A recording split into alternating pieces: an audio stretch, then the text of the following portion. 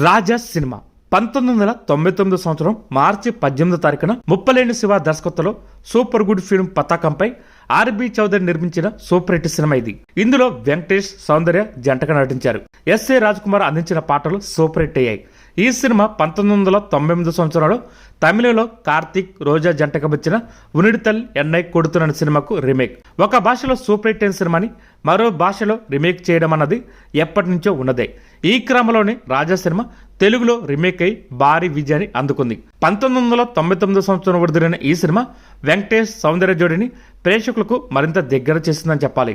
వాస్తవంగా రాజా సినిమాలో హీరోయిన్ మొదట సౌందర్య కాదంట. ఈ సినిమాకు మొదట రోజాని హీరోయిన్ గా అనుకున్నారంట. అందుకు కారణం రాజా మాతృక సినిమా అయిన ఉన్నితల్ ఎన్నె కొడుతున్న సినిమాలో మొదట నటించింది హీరోయిన్ గా రోజానే కావడం. తమిళంలో వచ్చిన ఆ సినిమాతో ఆమెకు ఎనలేని క్రేజ్ వచ్చింది. తమిళంలో లీడ్ రోల్స్ లో కార్తీక్, రోజా, అజిత్ నటించారు. తమిళంలో ఈ సినిమాకు ప్రేక్షకుల దగ్గర నుండి ప్రశంసలతో పాటు అవార్డులు కూడా చాలానే అందాయి. ఈ సినిమాకు ఉత్తమ నటిగా తమిళనాడు స్టేట్ ఫిల్మ్ అవార్డు అందుకున్న రోజా తెలుగు రీమేక్లో కూడా నటించాలని నిర్ణయించుకుంది. దానికి తనకు అవకాశం కూడా లభించింది కూడా.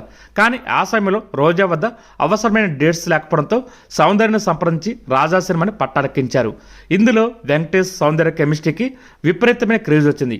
వీరిద్దరిని ఆన్ స్క్రీన్ క్యూట్ కప్పులుగా అనేవారు. అంతలా ప్రేక్షకులకు ఈ సినిమా కనెక్ట్ అయింది. ఆ రోజుల్లో రాజా సినిమాకు బాక్సాఫీస్ వద్ద భారీగా కలెక్షన్ వచ్చాయి.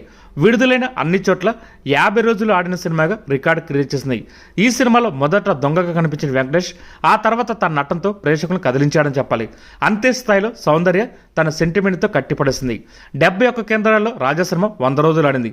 4 సెంటర్లో 175 రోజులు జరుపుకున్న సినిమాగా వెంకటేష్ కెరీర్లో రికార్డు క్రియేట్ చేసింది ఈ సినిమా. ఈ సినిమాకు ఉత్తమ నటిగా సౌందర్యకు నంది అవార్డు కూడా దక్కింది. ఇంకా ఈ సినిమా ఒరియా, కన్నడ, హిందీ, బెంగాలీ భాషలో రీమేక్ అయింది. ఈ వీడియో కనుక మీకు నచ్చితే లైక్ చేయండి, షేర్ చేయండి, కుదిరితే సబ్స్క్రైబ్ చేయండి.